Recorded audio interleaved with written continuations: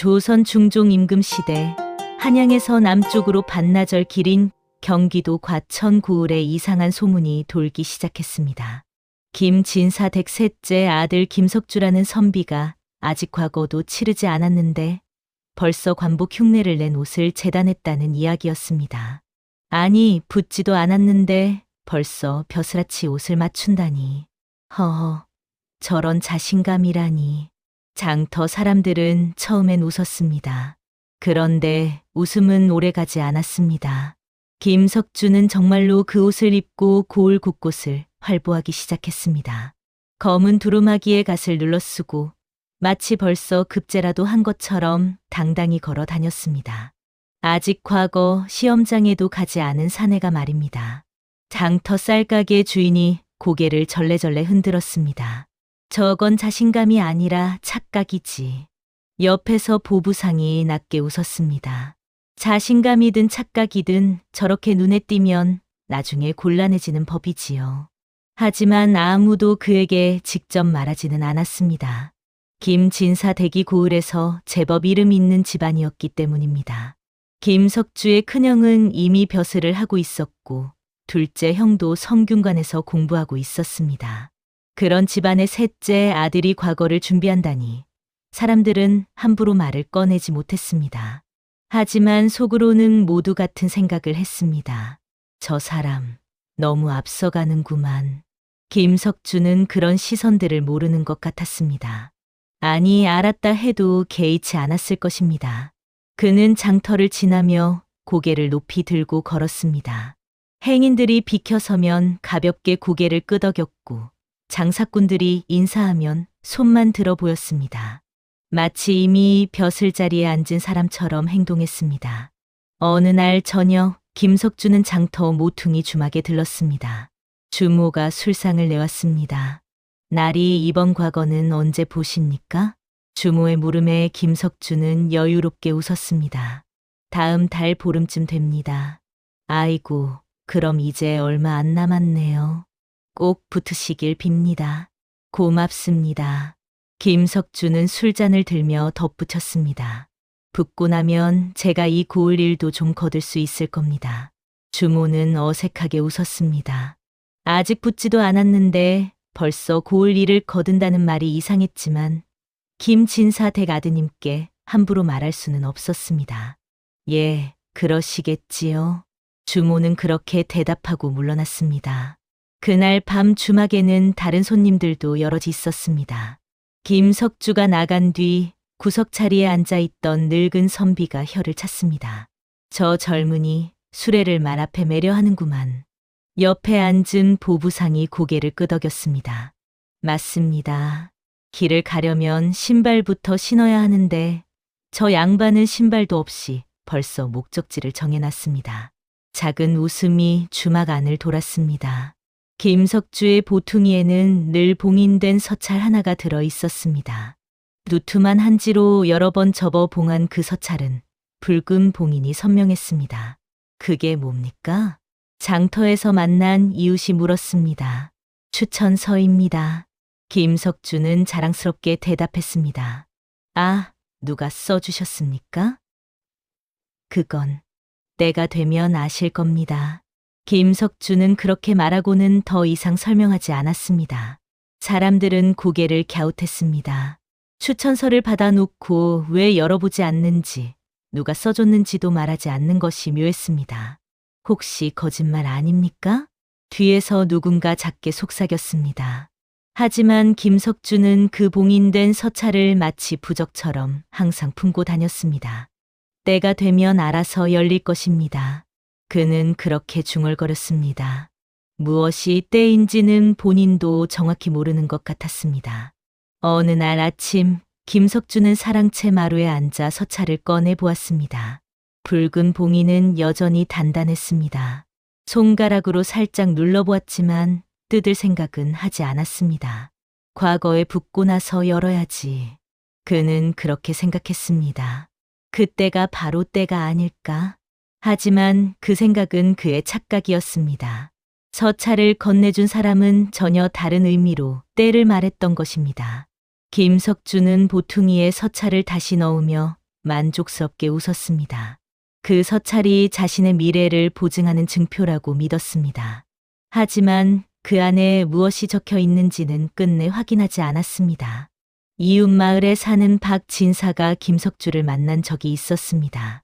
자네, 그 서찰은 누가 써준 건가?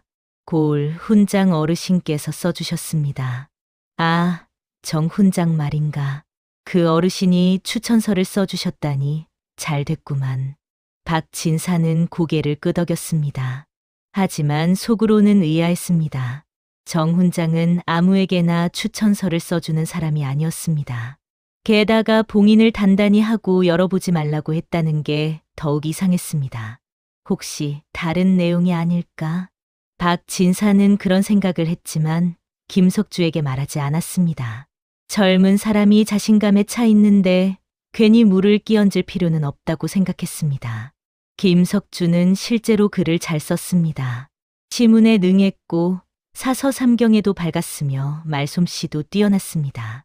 고을 훈장도 그의 재주만큼은 인정했습니다. 저 아이 글은 참 괜찮아. 하지만 훈장은 그 뒤에 항상 한마디를 덧붙였습니다. 다만, 그 다만 뒤의 말은 차마 밖으로 나오지 않았습니다. 김석주는 사람을 볼 때 늘 위아래부터 가늠했습니다. 옷차림을 보고 신분을 따지고 집안을 물었습니다. 장터에서 마주친 보부상에게는 고개를 끄덕이지 않았고 관아 서리에게는 지나치게 친절했습니다. 저 사람, 눈빛이 참 불편하구만. 고을 사람들은 그의 눈빛을 피하기 시작했습니다. 계산하는 사람의 눈은 따뜻하지 않았습니다. 어느 날 서당에서 아이들을 가르치던 훈장이 김석주를 불렀습니다. 석주야, 잠깐 이리 오너라. 김석주는 공손히 다가갔습니다. 예, 선생님. 요즘 과거 준비는 잘 되고 있느냐? 예, 열심히 하고 있습니다. 훈장은 마당의 국화를 가리켰습니다. 저 국화를 보아라. 가을이 되어야 피지 않느냐? 예, 그렇습니다. 봄에 피려고 애쓰면 어떻게 되겠느냐? 글쎄요. 피지 못하겠지요. 훈장은 고개를 끄덕였습니다. 사람도 마찬가지란다. 때가 있는 법이지. 김석주는 고개를 숙였습니다. 하지만 훈장의 말이 무슨 뜻인지는 이해하지 못했습니다. 나는 열심히 준비하고 있는데 왜 저런 말씀을 하시는 걸까? 그는 약간 불편한 마음으로 훈장 댁을 나섰습니다. 훈장은 그의 뒷모습을 보며 작게 한숨을 쉬었습니다. 글은 익었는데 마음은 아직 익지 않았구나. 과거 시험을 앞두고 김석주는 한양으로 올라가는 길에 주막에 들렀습니다. 주모가 술상을 차려왔습니다. 밥과 나물, 장국과 젓갈이 소반 위에 가지런히 놓였습니다. 그런데 주모의 어린 아들이 뛰어들어오다가 그만 상을 건드렸습니다. 술잔이 쏟아져 김석주의 소매를 적셨습니다. 아이고, 죄송합니다. 주모가 황급히 사과했습니다. 아이는 겁에 질려 울음을 터뜨렸습니다. 김석주는 웃으며 손을 저었습니다. 괜찮습니다. 괜찮아요. 주모와 아이가 안도의 한숨을 쉬었습니다. 정말 죄송합니다. 제가 행주를 가져올게요. 주모가 황급히 행주를 가져와 소매를 닦아주었습니다. 그런데 김석주는 이내 덧붙였습니다. 다만 술상은 다시 차려주셔야겠습니다. 예? 주모가 어리둥절한 표정을 지었습니다. 제 옷이 젖었으니 술도 새로 받아야 하지 않겠습니까? 돈은 당연히 처음 것만 받으시면 됩니다. 주모는 할 말을 잃었습니다. 겉으로는 너그럽게 웃으면서도 결국 자기 손해는 보지 않겠다는 뜻이었습니다. 아, 예, 알겠습니다. 주모는 마지못해 고개를 끄덕였습니다. 소매를 적신 술값은 자기가 물어야 한다는 생각이었습니다. 하지만 김석주는 그것조차 손해로 여기지 않았습니다. 그 장면을 본 옆 방 손님 둘이 조용히 고개를 끄덕였습니다. 한 사람은 한양으로 물건을 팔러 가는 상인이었고 다른 한 사람은 과천에서 한양으로 공무를 보러 가는 아전이었습니다. 저 양반, 말은 참 부드럽구만. 그런데 속은 참 야무지십니다. 두 사람은 작은 목소리로 주고받았습니다. 말은 부드러운데 속은 딱딱한 사람. 그런 평이 주막을 통해 퍼져나가기 시작했습니다. 김석주는 그런 시선을 전혀 눈치채지 못했습니다. 그는 오히려 자신이 현명하게 처신했다고 생각했습니다. 실수를 용서하되 손해까지 감수할 필요는 없지. 그는 그렇게 중얼거리며 새로 나온 술상 앞에 앉았습니다. 하지만 그 술맛은 처음 것만 못했습니다. 주모가 마음을 담아 차린 상이 아니었기 때문입니다. 김석주는 농담을 잘했습니다. 사람들을 웃기는 재주도 있었습니다. 고을 양반들의 술자리에 가면 그는 늘 분위기를 띄우는 역할을 했습니다. 여러분, 요즘 장터에 이런 이야기가 돕니다. 김석주가 말을 꺼내면 사람들은 귀를 기울였습니다. 그의 이야기는 재미있었고 시의적절했으며 웃음을 자아냈습니다. 하지만 그의 농담에는 늘 한 가지가 섞여 있었습니다. 이런 일도 지금이니까 웃고 넘어가지. 술자리에서 그는 말했습니다. 나중에 내가 벼슬 하면 달라지겠지요. 사람들은 잔을 들었지만 웃지 않았습니다. 처음 몇 번은 그저 농담으로 넘어갔습니다. 하지만 술자리 때마다 같은 말이 나오자 사람들은 불편해지기 시작했습니다. 벼슬 하면 저런 소리도 안 하겠지. 아니요, 더 하겠지요. 뒤에서 작은 웃음이 흘러나왔습니다. 김석주는 그 웃음의 의미를 알아차리지 못했습니다. 그는 자신이 사람들을 웃긴 줄 알았지만 사실 사람들은 그를 보고 웃은 것이었습니다. 어느 날 술자리에서 한 늙은 양반이 조용히 말했습니다. 석주, 자네 말에는 농담이 많지만 진담이 없구만. 예? 무슨 말씀이십니까? 농담 속에 자네 욕심만 보이고 자네 마음은 안 보인다는 뜻일세. 늙은 양반은 잔을 비우며 덧붙였습니다. 사람들은 농담으로 웃지만 그 웃음이 따뜻한지 차가운지는 자네가 알아야 하네.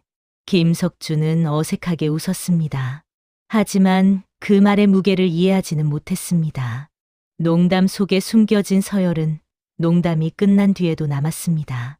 그리고 그 서열은 차츰 김석주를 고립시키기 시작했습니다. 과거를 앞두고 김석주는 고을 훈장을 찾아갔습니다. 선생님, 제 글을 좀 봐주십시오. 훈장은 천천히 글을 읽었습니다. 글은 정갈했고 논리도 탄탄했습니다.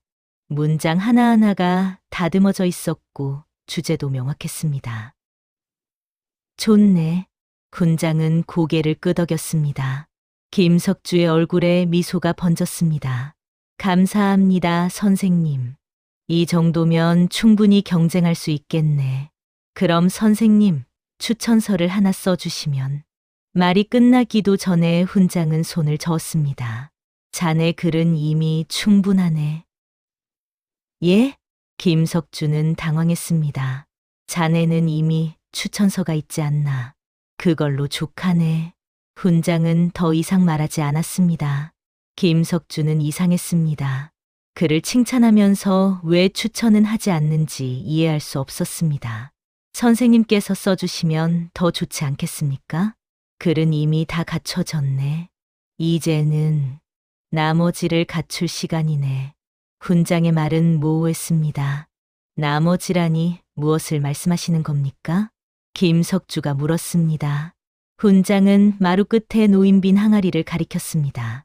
저 항아리를 보게. 예, 항아리는 안이 비어 있어야 물을 담을 수 있네. 이미 가득 차 있으면 더 담을 수 없지. 그게 무슨... 자네는 아직 벼슬을 하지 않았는데 벌써 항아리가 가득 차 있네. 훈장은 천천히 말했습니다. 비워야 할 시간이네. 채울 시간이 아니라. 김석주는 그 말의 뜻을 이해하지 못했습니다. 그는 훈장 댁을 나서며 약간의 불만을 품었습니다. 그를 인정하면서 왜 도와주지 않는가. 그는 훈장의 침묵 속에 숨겨진 뜻을 끝내 읽지 못했습니다. 사랑채로 돌아온 김석주는 글을 다시 읽어보았습니다. 분명 잘 쓴 글이었습니다. 논리도 탄탄하고 문장도 유려했습니다. 선생님이 나이 드셔서 그러신가.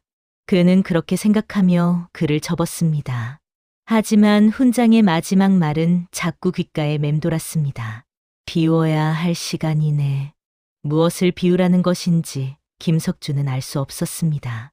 훈장의 거절 이후 김석주는 마음이 불편했습니다. 글이 좋다면서 왜 추천을 안 해주는가. 그날 밤 그는 뒤척이다가 결심했습니다. 사람을 통한 추천은 믿을 수 없다고. 대신 다른 길을 찾기로 했습니다. 관아의 서리들, 한양에 아는 사람이 있다는 친척, 돈으로 소개를 사줄 수 있다는 중간상인. 김석주는 사람이 아니라 연주를 찾기 시작했습니다. 사람보다 서류가 낫지. 그는 혼잣말처럼 중얼거렸습니다. 마음은 변해도 문서는 변하지 않으니까. 그렇게 그는 첫 번째 실수를 했습니다. 사람의 마음을 믿지 않기로 한 것입니다. 그리고 대신 계산과 거래를 믿기로 한 것입니다. 이틀 뒤 김석주는 장터에서 한양을 자주 오가는 상인을 만났습니다. 혹시 한양에 아는 분 있으십니까? 글쎄요. 장사하다 보니 아는 사람이야 많지요. 이조나 예조 쪽에 아는 분은요? 상인은 잠시 생각하더니 고개를 저었습니다. 그런 높으신 분들은 저 같은 사람이 어찌합니까? 김석주는 실망한 표정을 지었습니다. 하지만 상인이 말을 이었습니다. 돈을 좀 쓰실 생각이 있으시다면 소개해 드릴 사람은 있습니다. 누구입니까? 한양의 중간에서 일을 주선하는 사람들이 있지요. 그 사람들을 통하면 김석주의 눈이 빛났습니다. 얼마나 듭니까? 글쎄요. 은자 10냥쯤은 들 겁니다. 10냥이나요? 과거 붙는 게 얼마나 큰일입니까? 그 정도는 투자해야지요. 김석주는 고개를 끄덕였습니다. 투자. 그 말이 마음에 들었습니다. 부탁이 아니라 투자라고 생각하니 마음이 편해졌습니다. 김석주는 여전히 봉인된 추천서를 열지 않았습니다. 사람들이 물어도 같은 대답만 했습니다. 때가 되면 열립니다. 하지만 진실은 조금 달랐습니다. 사실 김석주는 그 추천서를 언제 열어야 하는지 정확히 몰랐습니다. 추천서를 건네준 사람은 이렇게 말했습니다. 이 봉인은 자네가 정말로 준비되었을 때 열게. 준비라니 무슨 준비입니까? 당시 김석주는 그렇게 물었습니다. 훈장은 마당의 감나무를 가리켰습니다. 저 감나무를 보게. 가을이 되면 감이 저절로 익지 않는가. 예, 그렇습니다. 하지만 사람이 억지로 익히려 하면 어떻게 되겠나. 글쎄요. 떫은 맛이 남겠지요. 그렇네. 자네도 마찬가지일세. 준비는 억지로 하는 게 아니라 저절로 되는 것이네. 그건 자네가 스스로 알아야 하네. 훈장은 그렇게 말했습니다. 그 말이 무슨 뜻인지 김석주는 끝내 물어보지 않았습니다. 대신 그는 이렇게 해석했습니다. 아마도 과거에 붙은 뒤에 열라는 뜻이겠지. 그래서 그는 봉인을 그대로 둔 채 품고만 다녔습니다. 부적처럼, 증표처럼, 자신의 미래를 보증하는 문서처럼. 하지만 그 안에 무엇이 적혀 있는지는 아무도 몰랐습니다. 어느 날 저녁 김석주는 사랑채에서 서찰을 꺼내 들여다보았습니다. 붉은 봉인은 여전히 단단했습니다. 손가락으로 만져보니 밀랍의 감촉이 느껴졌습니다. 이 안에는 분명 좋은 말씀이 적혀 있을 거야. 그는 그렇게 믿었습니다. 훈장이 자신을 아끼는 마음에서 써준 추천서라고 생각했습니다. 하지만 왜 열어보지 말라고 했는지는 여전히 의문이었습니다. 혹시 내용이 너무 좋아서 교만해질까봐 그러신 건가? 김석주는 그렇게 해석했습니다. 자신에게 유리한 방향으로만 생각하는 것이 그의 습관이었습니다. 그는 서찰을 다시 보퉁이에 넣으며 만족스럽게 미소 지었습니다. 한양으로 떠나기 사흘 전 고을 양반들의 술자리가 있었습니다. 김석주도 초대받았습니다. 술이 몇 순배 돌자 분위기가 무르익었습니다. 안주로 나온 육포와 전유어가 상 위에 놓였고 술잔이 계속 채워졌습니다. 이번 과거는 자신 있나? 옆자리 선비가 물었습니다. 김석주는 웃으며 잔을 들었습니다. 이번엔 떨어질 이유가 없지 않습니까? 자신만만하구만. 글도 준비했고 추천서도 있고 연줄도 닦아뒀습니다. 무엇이 부족하겠습니까? 그 말에 자리가 잠시 조용해졌습니다.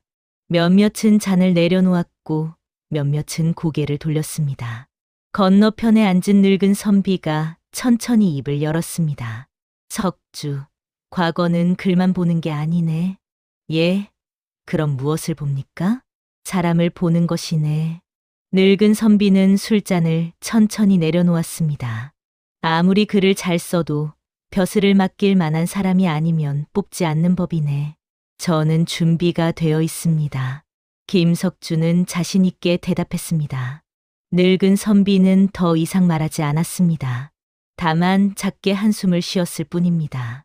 그래, 잘 되길 바라네. 건배 소리는 있었지만 진심은 없었습니다. 술자리가 파하고 사람들이 하나둘 떠났습니다. 마당에서 신발을 신으며 두 사람이 작은 목소리로 이야기를 나눴습니다. 저 친구, 참 안타깝구만. 뭐가 안타깝습니까? 재주는 있는데 그릇이 작아. 그릇이요? 글을 담을 그릇은 크지만 사람을 담을 그릇은 작다는 뜻이네. 두 사람은 고개를 저으며 어둠 속으로 사라졌습니다. 그날 밤 술자리 이야기는 이틀 만에 고을 전체로 퍼졌습니다. 김석주가 벌써 벼슬자리 정해놨답니다. 허허, 붙지도 않았는데 연줄도 닦아뒀다면서요? 글쎄, 그런 것만 믿고 되는 건가 모르겠네. 소문은 웃음과 함께 번져갔습니다. 하지만 김석주는 그 웃음의 뜻을 몰랐습니다. 아니, 알려고 하지도 않았습니다. 그는 사람들이 자신을 부러워해서 그런다고 생각했습니다. 한양으로 떠나기 하루 전 김석주는 관아의 하급 서리를 찾아갔습니다. 그 서리는 한양에 친척이 있다고 소문난 사람이었습니다. 이름은 박서방이라 불렸습니다. 박서리, 잠깐 이야기 좀 합시다. 김석주는 조용히 그를 불러냈습니다. 주막 한켠에서 술상이 차려졌습니다. 김석주가 먼저 술을 따랐습니다. 제가 이번에 과거를 보러 갑니다. 아, 그러십니까? 잘 되시길 빕니다. 박서방은 공손히 대답했습니다. 박설이 친척분이 한양 이조에 계시다던데 제 이름 좀 알려주실 수 있겠습니까? 설이는 난처한 표정을 지었습니다. 그건 좀...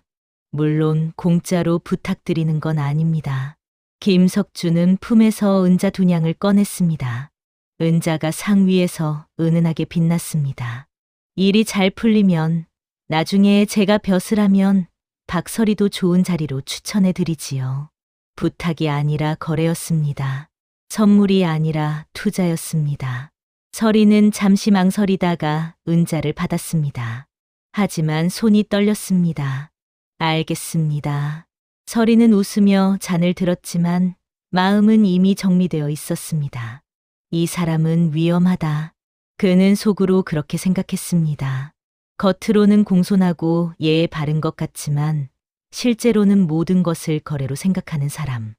은혜가 아니라 투자로, 관계가 아니라 이익으로만 따지는 사람. 설이는 그런 사람 밑에서는 일하고 싶지 않았습니다. 술자리가 끝나고 김석주가 떠난 뒤 설이는 관아로 돌아갔습니다. 그리고 조용히 다른 서리들을 불러 모았습니다. 김석주라는 양반 조심해야겠습니다. 왜요? 모든 걸 거래로 생각하는 사람입니다. 나중에 저 사람이 벼슬을 하면 우리가 고생할 겁니다. 다른 서리들도 고개를 끄덕였습니다. 맞습니다. 저도 장터에서 본 적이 있는데 사람 대하는 게 참 불편하더군요. 위아래부터 따지는 눈빛이 영. 서리들은 작은 목소리로 이야기를 나눴습니다. 그날 밤 서리는 은자를 다시 보따리에 넣으며 한숨을 쉬었습니다. 이 돈은 나중에 돌려줘야겠다. 받기는 받았지만 쓸 수는 없었습니다. 그런 거래로 얻은 돈은 나중에 반드시 화근이 된다는 것을 서리는 알고 있었습니다. 김석주가 한양으로 떠난 뒤 과천 관아에는 묘한 일이 벌어졌습니다. 하급 서리들이 은근슬쩍 김석주에 대한 이야기를 기록하기 시작한 것입니다. 정식 문서는 아니었습니다. 하지만 서리들끼리 공유하는 참고용 기록이었습니다. 김석주, 과천 김진사댁 셋째, 시문에 능하나 거래를 좋아함, 술자리에서 미래의 벼슬 이야기를 자주 함, 주막에서 실수한 아이에게 너그러운 척하나 결국 손해는 보지 않음. 관아 서리에게 은자를 주며 한양 연주를 부탁함. 칭찬이 아니라 참고 사항이었습니다. 이런 기록들은 공식 문서가 아니었지만 서리들 사이에서는 공유되었습니다. 혹시 나중에 저 사람 밑에서 일하게 되면 미리 알아둬야지. 한 늙은 서리가 조용히 말했습니다. 우리 같은 사람들은 벼슬아치 성격을 미리 알아야 목숨을 부지합니다. 다른 서리들도 고개를 끄덕였습니다. 관아에서 오래 일한 사람들은 알고 있었습니다.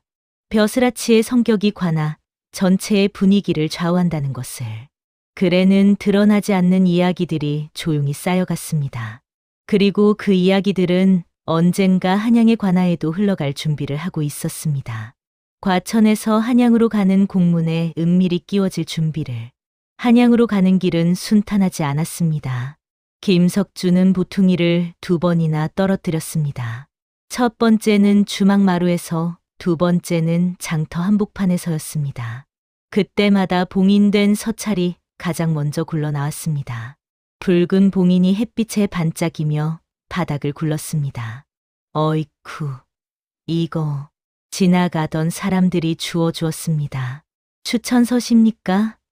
조심히 간수하셔야지요. 아, 감사합니다. 김석주는 서둘러 서찰을 도로 넣었습니다. 첫 번째 떨어뜨렸을 때는 아무 일도 없었습니다.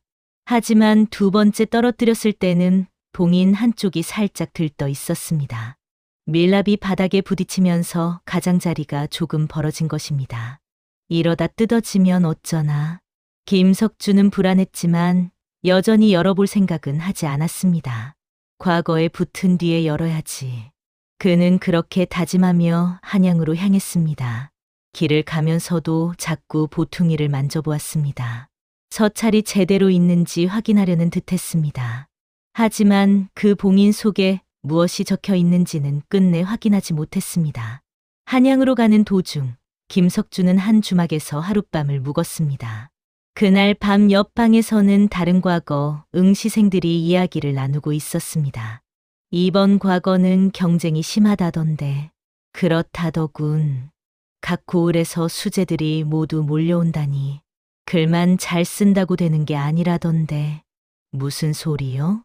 요즘은 사람됨도 본다더군요.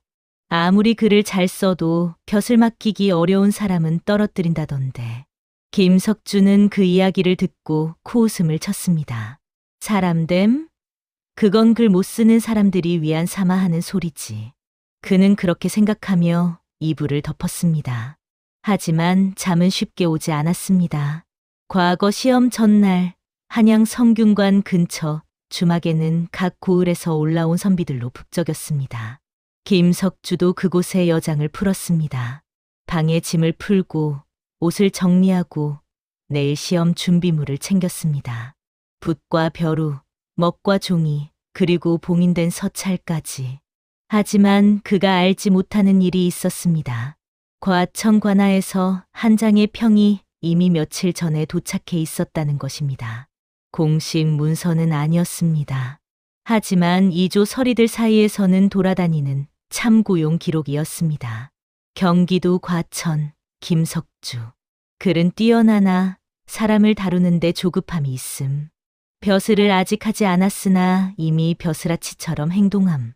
거래와 이익을 우선시하며 관계를 도구로 여기는 경향이 있음.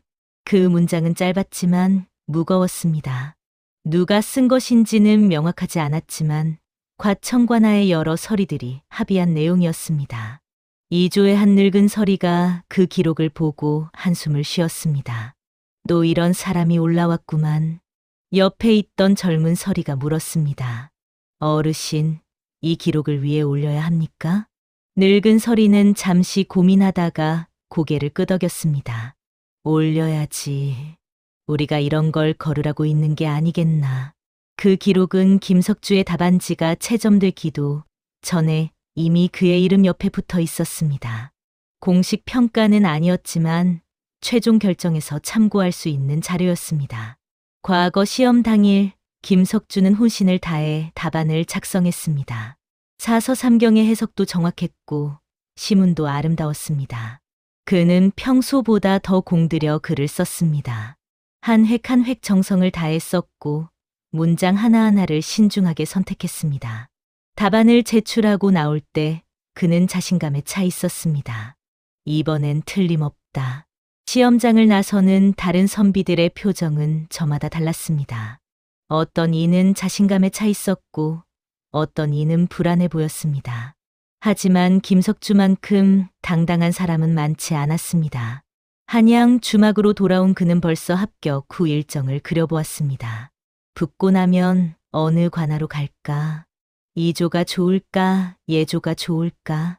아니면 지방 수령으로 나가는 것도 괜찮겠지. 그는 혼자 미소 지으며 상상에 잠겼습니다. 하지만 보름 뒤 방이 나붙었습니다.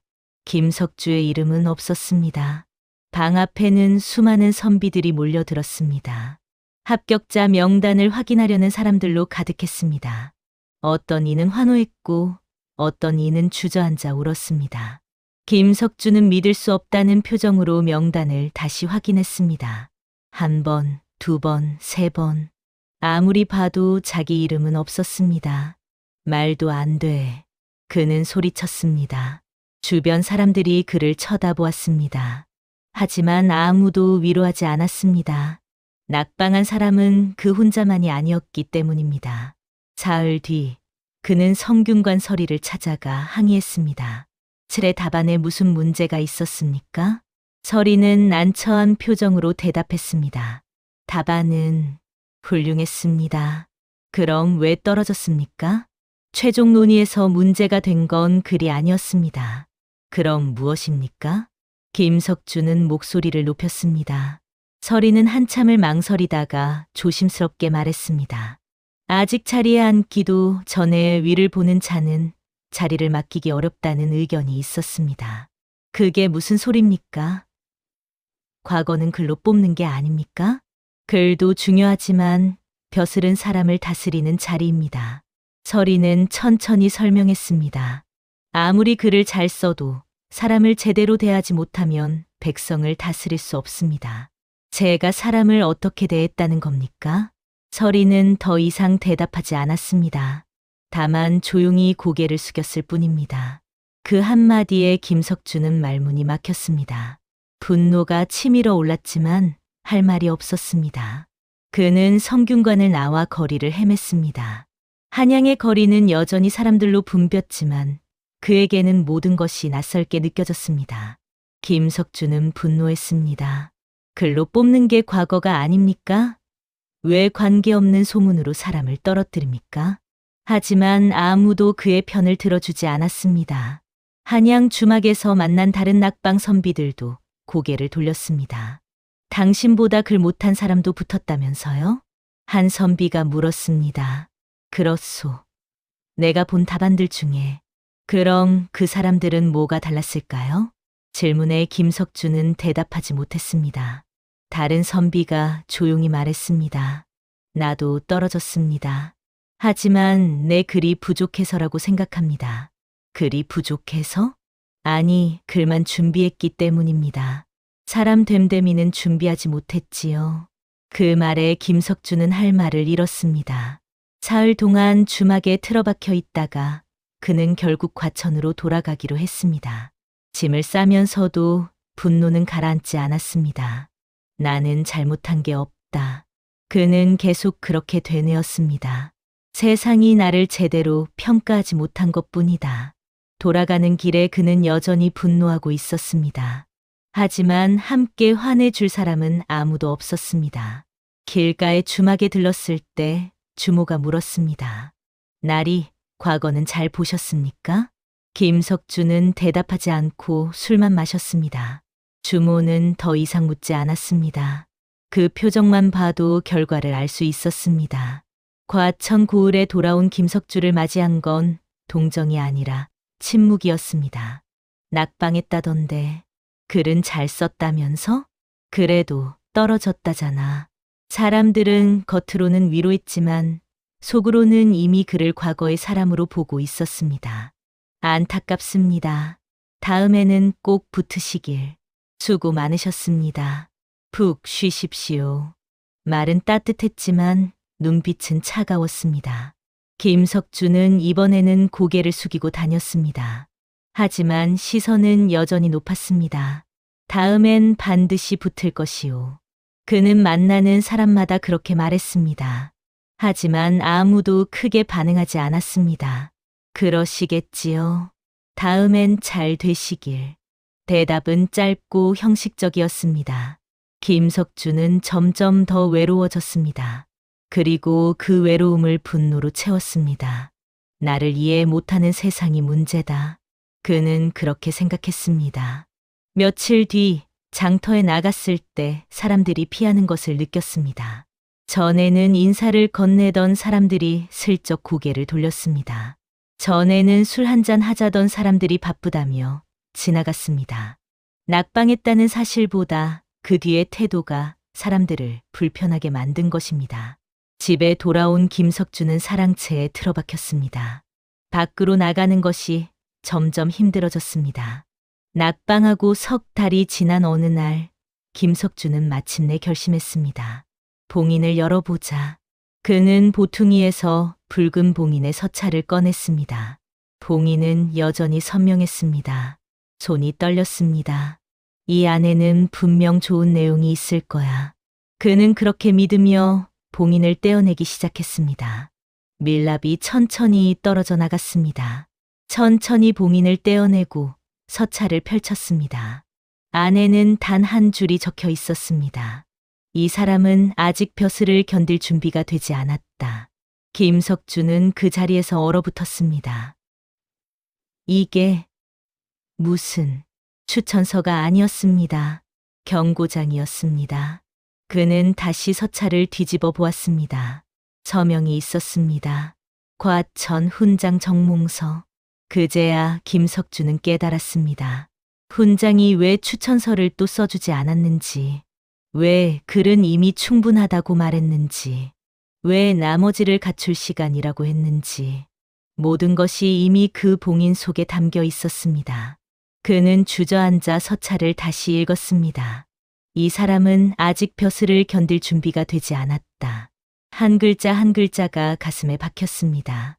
내가 들고 다닌 게 추천서가 아니라 경고장이었다니. 그는 허탈하게 웃었습니다. 웃음이 울음으로 바뀌었습니다. 김석주는 다음 날 훈장을 찾아갔습니다. 훈장은 마당에서 국화를 가꾸고 있었습니다. 가을 국화가 만발한 마당은 고요했습니다. 선생님. 훈장은 고개를 들었습니다. 왔나? 이게 무슨 뜻입니까? 김석주는 떨리는 손으로 서찰을 내밀었습니다. 훈장은 서찰을 보지도 않고 대답했습니다. 쓴 그대로의 뜻이네. 왜 이런 걸 써주셨습니까? 자네가 부탁했기 때문이네. 제가 부탁한 건 추천서였습니다. 김석주는 목소리를 높였습니다. 훈장은 국화 가지를 다듬으며 천천히 말했습니다. 자네는 3년 전 나를 찾아와 이렇게 말했네. 선생님, 제가 부족한 게 무엇인지 솔직히 말씀해 주십시오. 그래야 제가 고칠 수 있습니다. 그래서 나는 그대로 써준 것이네. 김석주는 할 말을 잃었습니다. 그런 말을 한 기억이 희미하게 떠올랐습니다. 3년 전 청과거 준비를 시작할 때 한 말이었습니다. 자네 글은 뛰어나네. 하지만 글만으로는 벼슬을 할 수 없네. 훈장은 가위를 내려놓고 김석주를 바라보았습니다. 벼슬은 사람을 다스리는 일이네. 자네는 아직 사람의 마음을 다스릴 준비가 되어 있지 않았네. 하지만 김석주가 반박하려 했습니다. 훈장은 손을 들어 막았습니다. 나는 자네를 미워해서 그런 게 아니네. 아껴서 그런 것이네. 훈장의 눈빛은 따뜻했습니다. 봉인을 일찍 열지 말라고 한 건 자네가 스스로 깨닫기를 바랐기 때문이네. 그런데 자네는 과거에 떨어지고 나서야 비로소 열었구만. 제가 무엇을 깨달아야 한다는 겁니까? 김석주가 물었습니다. 훈장은 마당의 우물을 가리켰습니다. 저 우물을 보게. 예, 우물은 깊어야 맑은 물이 나오네. 얕으면 금방 바닥이 드러나지. 훈장은 천천히 설명했습니다. 자네는 우물을 파는 데만 신경 썼지. 깊이를 키우는 데는 신경 쓰지 않았네. 깊이라는 게 사람을 대하는 마음일세. 거래가 아니라 관계, 이익이 아니라 은혜, 계산이 아니라 진심. 김석주는 그제야 모든 것을 이해했습니다. 군장은 그를 떨어뜨린 사람이 아니었습니다. 구하려고 한 사람이었습니다. 그는 마당에 무릎을 꿇었습니다. 선생님, 제가 잘못했습니다. 눈물이 흘러내렸습니다. 훈장은 그의 어깨를 가볍게 두드렸습니다. 이제라도 깨달았으니 다행이네. 늦지 않았네. 훈장 앞에서 돌아 나온 김석주는 며칠 동안 아무것도 하지 못했습니다. 그리고 조용히 지난 일들을 돌아보았습니다.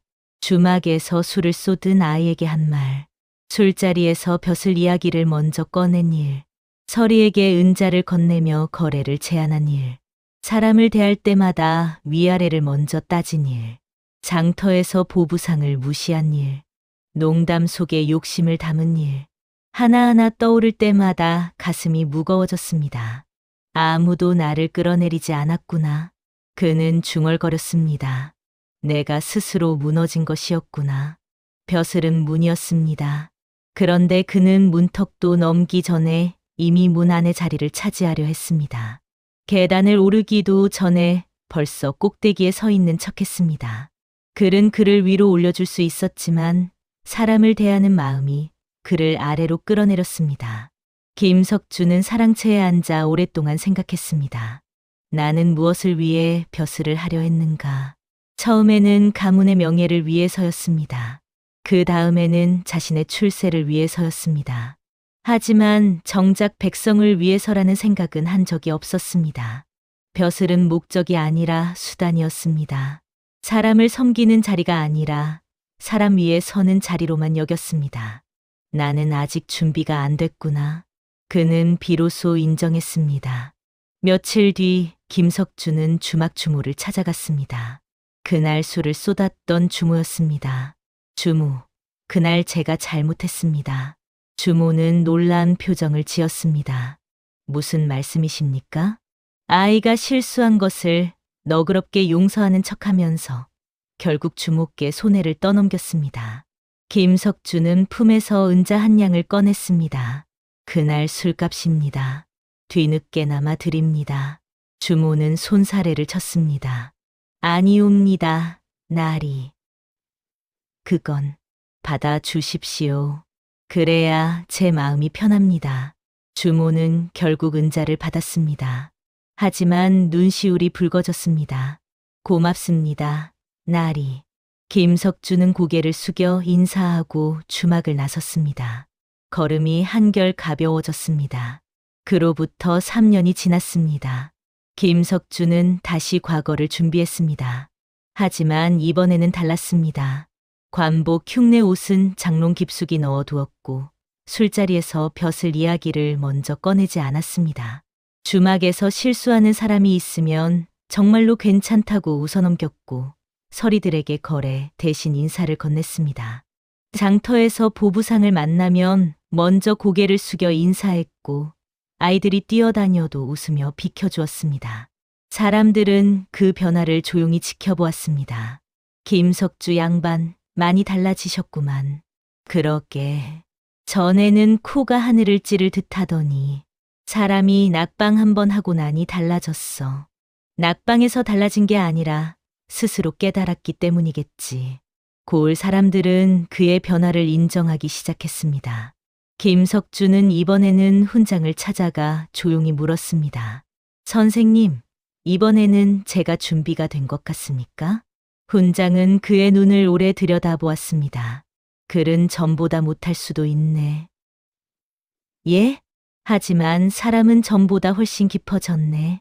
훈장은 미소 지었습니다. 이제 가도 좋네.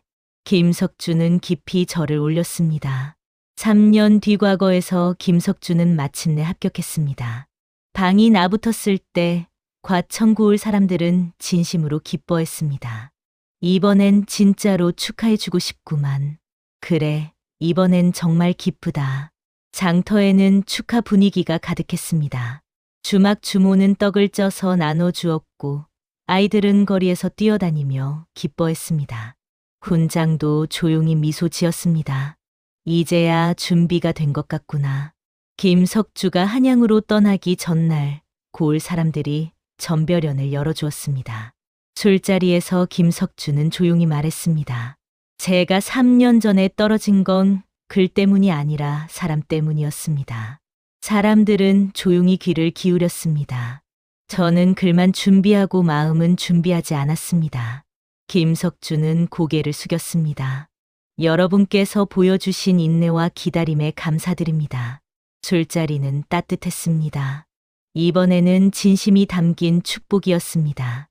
과천 고을 사람들은 이 이야기를 후대에 이렇게 전했습니다. 글로는 문에 닿을 수 있으나 마음으로 문을 열 수 있다. 벼슬은 올라가는 것이 아니라 사람을 담는 그릇이다.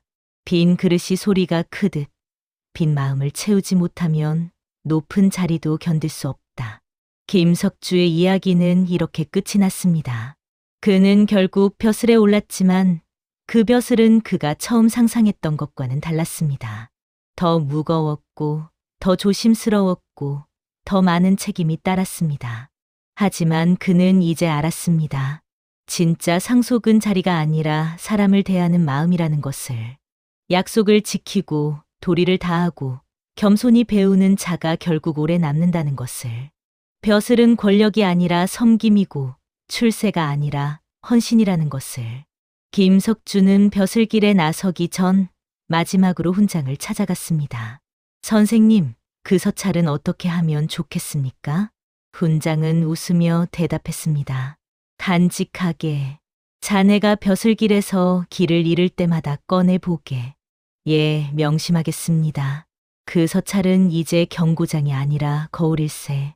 자네 자신을 비춰보는 거울. 김석주는 깊이 고개를 숙였습니다.